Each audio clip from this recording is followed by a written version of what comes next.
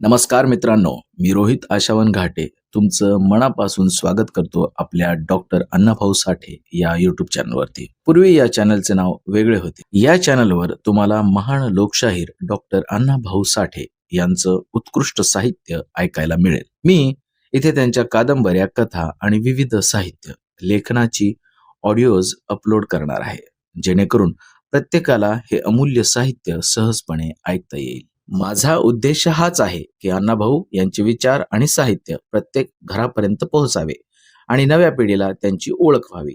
म्हणून चॅनलला सबस्क्राईब करा आणि तुमचा पाठिंबा असू द्या. आणि हो, शेअर करायला विसरू नका. धन्यवाद. उठतो हा.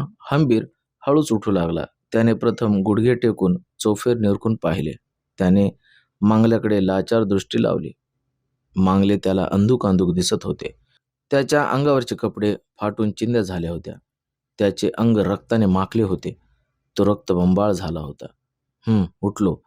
तो मल्हारीला म्हणाला, आता तुला काय हवं? मल्हारीने विचारले. मला माझी कुऱ्हाड हवी. ही घे. मल्हारीने त्याला कुऱ्हाड दिली. त्याने ती पुसली आणि नीट धरली. आणि तुला पाणी हवं? गणूने विचारले. नको, मला तहान नाही. हंबीर मुज्जरपणे होऊन म्हणाला. बरं तर चल. कुठं? हंबीरने विचारले. सरळ माझ्या मागणं. मल्हारी चालू लागला. त्याच्या मागून हंबीरही चालू लागला. त्याच्या मागे गणू चालत होता. ते तिघेही ओढ्याने खाली मळीकडे गेले. सूर्य उगवता झाला. सर्वत्र आनंदमयी वातावरण खेळू लागले. रात्रभर ठाण मांडून बसलेला ती भेसूरता संपली. ते ओसाडपण नाहीसे झाले. सर्व प्रदेश उजाळ झाला. सूर्याच्या नव्या किरणातील पिके वाऱ्यावर डुलू लागली. मळीकडच्या मक्याचे तुरे डोलू लागले. थंडगार पडलेल्या वृक्षांनी पाने सळसळू लागली. कुपावर बसलेली पाखरे आपले खाद्य निरखू लागली. बांधाला असलेली पावट्याचे वेलातील फुलांवर आणि कारल्याच्या फुलांवर भुंग्यांनी दीर्घ गुणगुण गुणगुण सुरू केली. रंगबेरंगी पातरी आपले चिमुकले नाजूक पंख फडफडीत निरनिळ्या फुलांवर गिरक्या घेऊ लागल्या आणि उगवत्या सूर्याच्या लखलखीत किरणांना वारणा नदीचे गढूळ पाणी भरधाव दौडत होते. सारे चराचरा उठून हालचाल करीत होते आणि मांगले गावात सर्व लोक जागे होऊन आपापल्या कामाला लागले होते. त्यांच्या डोळ्यापुढे रोजची कामे उभी राहिली होती. त्यांना जणू घाईच झाली होती. जणू शिवार त्यांची वाट पाहत बसले आहे. गाव गजबजले होते. जो तो आपल्या घरची कामे आटपीत होता. आपल्या दुःखाचा आणि दारिद्र्याचा तो मुळीच विचार करीत नव्हते. त्यांचा विचार करायला त्यांना वेळच नव्हता. कोणी आपल्या ऊसाचा, कोणी आपल्या मक्याचा, कोणी आपल्या हळदीचा, कोणी आपल्या जुंधळ्याचा, जो तो पिकांचा विचार करीत होता. जणू काय ते पीक पिकवून सारे जग पोसण्याची जबाबदारी त्यांच्यावर पडली आहे. त्यातच आज मंगलाचे लग्नही होते. कृष्णाजीच्या दारात मांडवाचे काम चालू झाले. कोणी केळीचे खुंट, कोणी नारळाचे ढाप, आंब्याचे डहाळे आणीत होते. काही लोक येत होते. घरात तर एकच धांदल उडाली होती. नवी वस्त्रे नेसवून आणि दागिने घालून नवरीला नटवून सजवून बसवली होती. राधाबाईचे अंतकरण मात्र धडधडत होते. तिला जीव टांगणीवर लावला होता. कारण हंबीर मांडवात रक्ताचे शिंपणे खेळण्यासाठी येणार होता. जर तो आला तर काय होईल, ती विचार करीत होती. हंबीर एकाएकी रात्रीचा त्या अर्ध्या निघून गेला. त्या अर्थी तो नक्कीच आज येणार आणि त्याच्या कामाला नागोजी जीवाभावाने मदत करणार आणि ते सर्व आपली ईर्ष्या पूर्ती करण्यासाठी रंगाचा बेरंग करणार. हा मंगल प्रसंग मग रक्तात भिजून निघणार. तिला तो विचार असह्य झाला होता. तिने एक दीर्घ श्वास टाकला. ती उठून दारात आली. मांडव तयार झाला होता. लोक चिक्कार गर्दी करून उभे होते. कोणी मांडवात बसून पान सुपारी खात होते. कोणी थट्टामस्करी करत होते. सर्वत्र आनंद नांदू लागला. जणू काय हंबीर आता येणारच नाही अशी त्यांची खात्री झाली होती. परंतु राधाबाईचे मन तिला अस्वस्थ करून टाकत होते. ती भेदरली होती. तिला वाटत होते तो हंबीर, तो नागोजी आता नाही तर मग लग्नाच्या वेळी पण नक्की येणार. देव करो आणि ते न येवोत. हे लग्न सुखांत होवो. इथे पडलेले मुडदे पाहण्याचे आपले नशीब न येवो. मुलगा आणि जावई त्यांच्यातील ती भीषण लढाई नको नको. तो प्रसंग स्वप्नात सुद्धा नको. ती घरात गेली. बाहेर शिंग वाजले. आले, पाहुणे आले. सर्वत्र लोक बोलले. गावात जिकडे तिकडे हत्यारी लोक उभे होती. जणू काय गावाची नाकेबंदीच झाली आहे. गाव भरल्यासारखे वाटू लागले. हिंदूराव, मल्हारी, गणू, शिवा मांडवात येऊन दाखल झाले. त्यामुळे सर्वत्र गडबड सुरू झाली. नवरा नवरीला हळदी लागल्या. वाजंत्री आपली वाद्य वाजवीत होते. नारूमामा आणि बहिरुदाजी धावपळ करू लागले. सूर्य वरती फिरला. लग्नाची वेळ झाली. नवरी मांडवात आणली. मांडव शस्त्रांनी गच्च भरला होता. गावचा भट घसा कोरडा करून लोकांना हुकूम सोडत होता. आडवा पट धरला आणि एका बाजूला मंगला आणि दुसऱ्या बाजूला हिंदूराव असे उभे केले.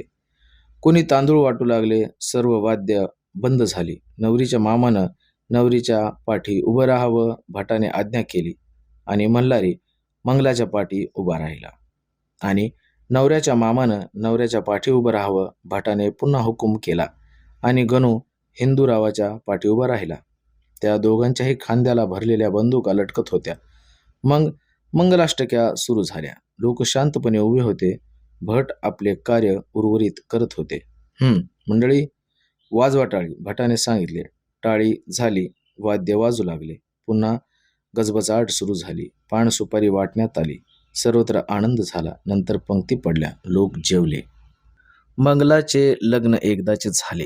सर्वांना आनंद झाला. पण राधाबाईचा आनंद गगनात मावत नव्हता. तिला वाटत होते आता लग्न झाले. हंबीर आला नाही. जे होणार होते ते झाले. जे होणार होते ते नाही झाले. आता हंबीर जरी आला तरी तो काही करू शकणार नाही. आता पाण्यात काठी मारून पाणी तुटणार नाही. हंबीरला ऐकावं लागेल. आपल्या मेहुण्याला मेहुणा म्हणावं लागेल. तसा तो इतका माणसातून उठलेला नाही. आता तो ताळ्यावर खचित येईल. नाहीतर काय तो आपल्या बहिणीला विधवा करण्यासाठी आपला जीव धोक्यात घालील? नाही, तसे तो करणार नाही. राधाबाईच्या मुखावर आज उजाळा आला होता आणि मंगला आनंदाने धुंद झाली होती. तिच्या आनंदात तिचा विजय निश्चित झाला होता. तिच्या चेहऱ्यावर आनंद आणि विजय तळपत होता. अखेर आपलेच खरे झाले. हंबीर हारला. त्याचा पराजय झाला. मी पांढऱ्या पायाची नसून मी मोठी भाग्यवान आहे. आता हंबीर काय करणार? काहीच करू शकत नाही. तो येऊन जाऊन नवऱ्याचे नाव, गाव, जात, त्याच्या बापाचे नाव असे कुचकट प्रश्न विचारित राहील. पण एखाद्या दिवशी तेही आपण त्याची परवानगी घेऊन सांगू. मग काय बोलणार तो? त्याला गप्प बसावे लागेल. असे निरनिराळे विचार आज त्या घरात चालू होते. पाहुणे मंडळी सोप्यात तळ देऊन बसली होती. सर्व गाव आनंदात होता. जोपर्यंत हिंदूराव या खोऱ्यात आहे तोपर्यंत मंगलाने मळीला राहावे असे ठरवून कृष्णाजीने हिंदूराव व मंगला यांना ते आपले मळीचे घर दिले आणि दुसऱ्या दिवशी मंगला मळीला राहू लागली आणि त्याच दिवशी हंबीरची सुटका झाली. हंबीरला मात्र मुळीच आनंद झाला नव्हता. लग्नाच्या दिवशी तो मळीला बांधून घातलेल्या स्थितीत पडला होता. तेव्हा तो सर्व काही ऐकत होता. त्याने शिंग ऐकले. त्याने लोकांचा गलबला ऐकला. ते वाद्यांचे नाद. पण त्याने तो शांत झालाच नाही. तर तो पेटला. त्याच्या कानात ते सर्व विषाप्रमाणे जळत जात होते. तिकडे लग्न होत होते पण तो धडपडत होता आणि याचाही सोड आपण घेणार असा तो निर्धार करीत होता. त्याला वाटत होते मंगलाचे लग्न झाले हा आपला भयंकर पराभव आहे. आता आपण मरून जगून सारखेच. तो एका झाडाखाली बसला. तो स्वतःला कोणालाही दिसू नये असे आडवाटेला बसला होता. आपणाला कुणीही पाहू नये. लोक हसतील. मनात म्हणतील काय बेटा मोठ्या आटीत सांगत होता मी हे लग्न होऊ देणार नाही आणि ऐन लग्ना दिवशीच दडून बसला. सवतीचा चांद दिसेल म्हणून जसे डुक्कर दडून बसते तसे आपण दडलो असे लोकांना वाटेल. त्यांना काय ठाऊक आपण बंदी होतो. पण आता आपण आपले तोंड दडवून ठेवणार नाही. जे होणार ते झाले. लग्न झाले. आपण नालायक ठरलो. आपणाला पराजय खावा लागला. आबाचे, आईचे, मंगलाचे खरे झाले. त्यांच्या मनाजोगे झाले. परंतु आपल्या मनाजोगे झाले नाही. जर त्या दिवशी त्यांनी मला अंधारात अटक केली नसती तर आज मात्र नक्कीच मी म्हणालो असतो की हे खरे नाही. परंतु त्यांनी मला पकडून घात केला म्हणून माझ्या तोंडाला काळोखी लागली.